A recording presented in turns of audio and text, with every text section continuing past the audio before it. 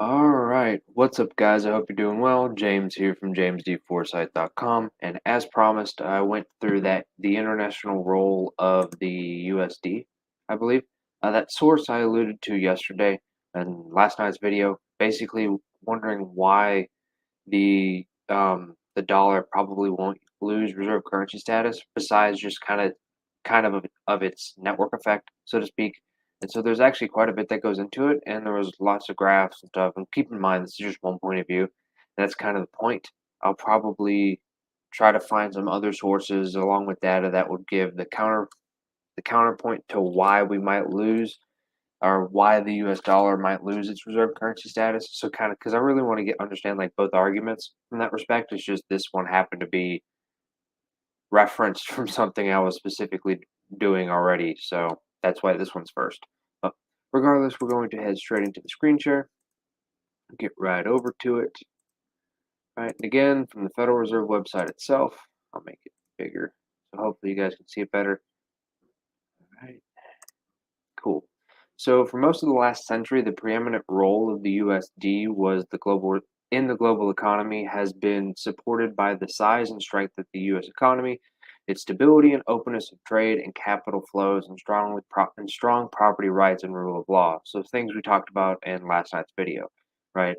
So by most measures, the US dollar is the dominant currency and plays an outsized international role relative to the US's share in global GDP, which we can see in this one, which for some reason, this graph, I have to zoom out to see the whole one. So you just kind of see a percentage. Here we have the United States GDP as of 2020 of the nominal world GDP. And then we have, so it was like 23, 25% ish, somewhere in there, but its FX reserves are close to 60% for the global. Let's see, it's the dollar share of globally disclosed foreign exchange reserves as of Q4 2020, right? At the current exchange rates of that time, right? And so it's almost 60%. So that's well over double this percentage of share of the globe in terms of GDP, right? Okay, so basically the dollar is used for the majority of FX reserves is one reason. To continue, so it's widespread confidence as a store of value. And keep in mind, most of this all from their point of view in terms of from the Federal Reserve. So keeping that in mind, not really interjecting much opinion at this point of the video, right? And so a key function of a currency is as a store of value, which can be saved and retrieved in the future without a significant loss of purchasing power. It's kind of the whole point, right? So one measure of confidence in a currency as a store of value is its usage in official foreign exchange reserves, which we've seen above, right? Once in the graph we just went over, and then again, we're going to go down here in figure two, and it's going to compare it to other currencies as well, right? So basically, you see the US dollar is in blue is like above 60% the entire time. And the next in place is the euro, which is around 20% ish. And then it just kind of drops off from there, right? And so it goes into, I believe in 2000, those percentages were exactly 71% for the dollar. And then the euro was 21%, the yen was 6, British pound was 5, and the Chinese renminbi was 2, right? So keep in mind, and one thing to note, in 2020, this has declined to about 60%, right? So kind of their reply to that, right, is moreover, the decline in the US dollar share has been taken up by a wide range of other currencies rather than by a single other currency. Thus, while countries have diversified their reserve holdings somewhat over the past 2 decades, the dollar remains by far the dominant reserve currency. So even though it's been declining, it's still the majority of FX reserves, right? And so, same thing, right? And I guess one thing I like about looking into footnotes and stuff is you always get these cool little facts that aren't really, I guess, necessary. It's just kind of superfluous if you put it in the actual report itself. So the Chinese renminbi was 0% of excess reserves until Q2 2015, right? So I didn't know it went back that far, right? And so there's 2015 and the Chinese renminbi, you can start to see it coming in right here. See how there's no kind of light oranges, and then in 2015, I'm sorry, in 2016, you can actually visibly see it in the graph. So there's that. Okay. So the bulk of these official dollar reserves are held in the form of U.S. Treasury securities, which are in high demand by both official and private foreign investors. As of the end of the first quarter of 2021, 7 trillion or 33% of marketable Treasury securities outstanding were held by foreign investors, both official and private. Um, while 42% were held by private domestic investors and 25 were held by the Fed. So you can see this here in this kind of figure 3A. So you have the foreign, and you see in the 2000s, early 2000s up to 2010s, it increases from like 30 something percent up to looks like 50 almost, and then kind of levels off and then doesn't start dropping back down until 2015, right? Whereas domestic was kind of varying within the range anywhere from, we'll say, 40 to 80, so maybe 50% to 80 minus, so about 35 to 50% for domestic, somewhere in there throughout these 2 decades, right? For domestic, right? And then the Fed is the rest, right? And so you can see this in this graph here with the share of general government debt securities, and this is all by foreign investors. And so I highlighted this part because it says figure 3B, this one, excludes domestic central bank holdings in intra-euro area, right? And so basically what it made me think of, it's not talking about like, it's talking about foreign, like when they talk about foreign investors, they're not talking from a US perspective. They're talking about from the area of what we're talking about. So, like this graph for Japan, Japan would be domestic, and other countries besides Japan, from that perspective, would be foreign investors. Sometimes I've noticed you kind of have to look into that kind of stuff and make that distinction because it seems like obvious that that's what it should be, right? We're talking about foreign investors from their point of view if we're talking about specific currencies, right? And so, but on the other hand, um, sometimes if you don't see that explicitly in the footnotes, it's kind of, it might not be as obvious, and you can kind of sometimes do with weird things in the data where it's not really reflecting what you thought it was, right? So I just like to look at that stuff explicitly.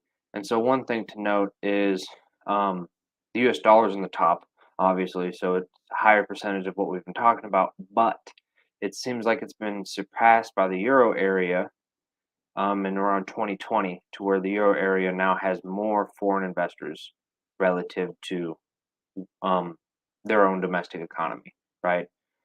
So there's that too.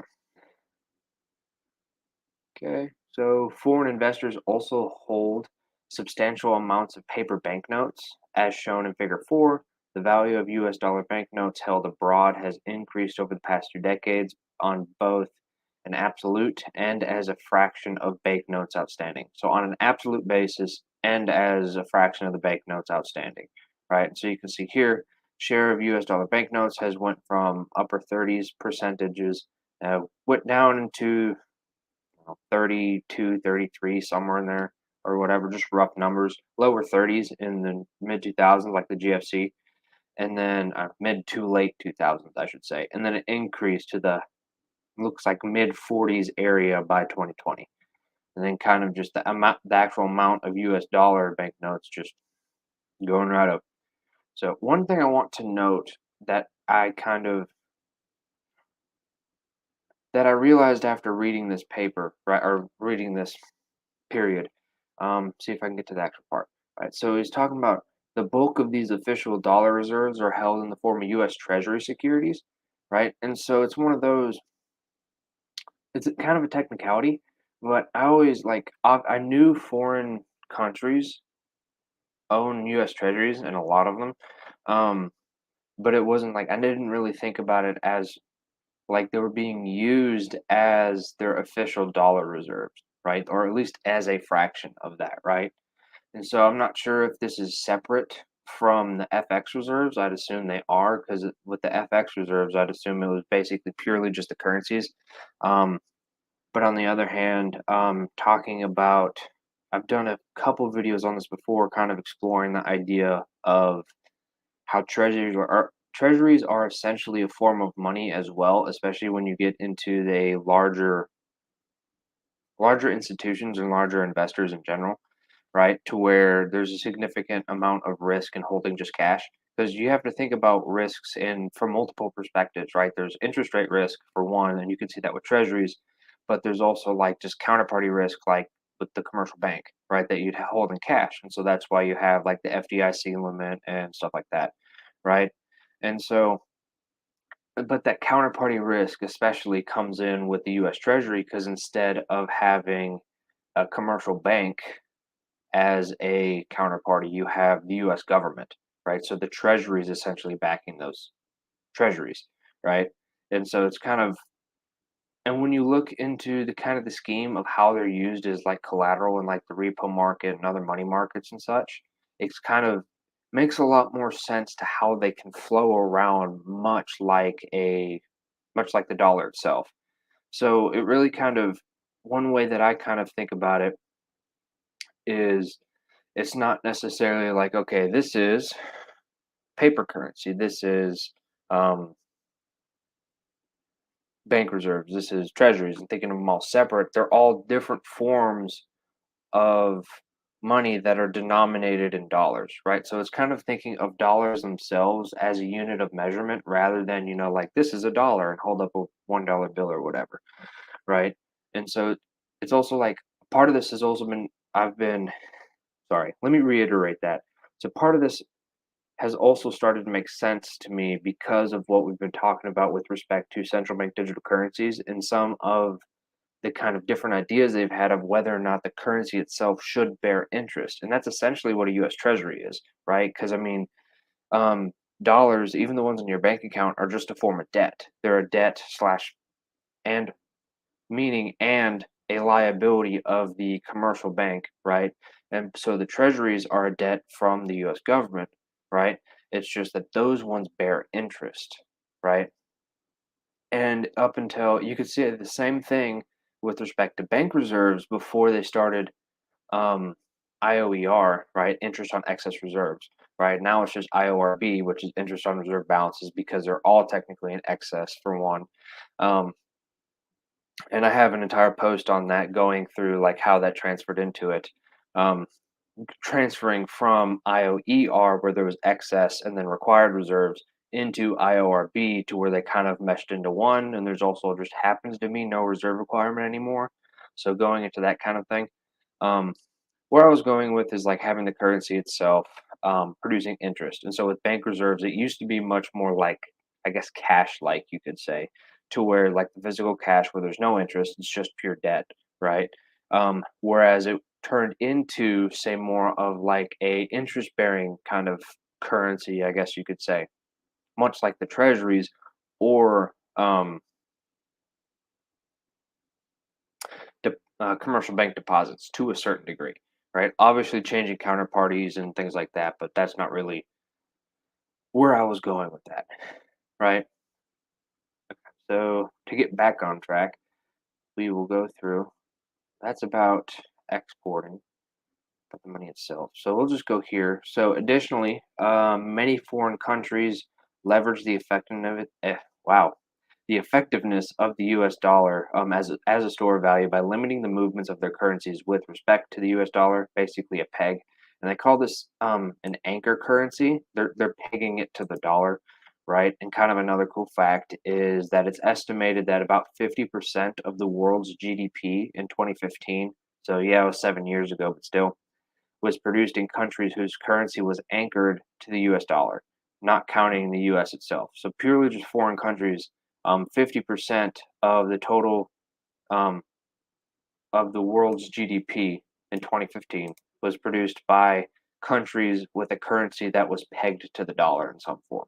Then they give actual uh, stats down here, right? Talking about, I think that this was more of how like the Chinese renminbi is not technically pegged, and then it kind of is more or less pegged because it hasn't moved with respect to the dollar. A little bit more on that, and they give the source for it too. So let's see how long we've been going. 14 minutes.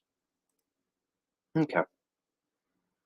So we're going to leave this part for later, so you guys can see what I normally do. Is I mark stuff to break up papers and stuff and ideas so that I can kind of I don't so you guys don't have to sit here through like a 50-minute video, and it's more like focused and most focused in intent and content to kind of not waste your time, right? Or mine, right? That's a big pet peeve of mine. So, anyways, some interesting things. Part of the reasons why the U.S. dollar might not lose reserve currency status, and like as you can tell, there's quite a few by the fact that I even broke up the video.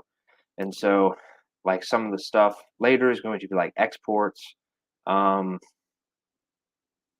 foreign banking. So getting more into the shadow banks and stuff. Well, where the percentage of U.S. dollars used in, say, see, this is claims, which is claims and liabilities. So claims, I think, are the loans, and this is just the liabilities are like the currencies themselves. I think might be the other way around. A dollar denominated foreign dollar denominated loans, right? Central bank swap lines, uh, foreign currency debt issuance, um, over the counter forex transactions, like it's what's this one? And then they index it like they always like to have indexes for everything. So there's that as well. But anyways, I'm going to leave that one here. So that's a few of the reasons why the dollar probably won't lose reserve currency status. And with that being said, I mean, I can stop the screen share already. With that being said, it's one of those due to its network effect with the Eurodollar system and shadow banking in general. It kind of seems like, I mean, unless something else can be something else can be created that would be able to take over that network or be better than that network that the dollar currently has, in terms of the entire world, then probably won't happen. But it's also like that's not to say that it'll never die. I mean, throughout history, every fiat currency has gone to zero, right? That's pretty much their fundamental value, right? And so, with that being said, at some point, it'll probably lose one reserve currency status and one be totally gone in general. But what is that time horizon is very arguable. Now, whether or not we'll go into hyperinflation in the next 6 months, I don't think that has a very high probability. And I've heard many, many, many arguments from people a hell of a lot smarter than me who agree with that premise. Um, However, there's also, on the other hand, some people that do think that. So, who knows, right? I mean, there's a lot of cross currents and other things involved to where it's important to pay attention, right? And you don't want to, it's important to understand the risks and to diversify yourself accordingly, right? And so, at least in an intelligent manner, right? And it's through kind of understanding all of this stuff that really helps, right? To where you can really get direction, and through the understanding, you can find what you need to do, right? Okay, so with that said, I'm going to leave this here. So I hope you guys have a good night, and I'll see you on the next video.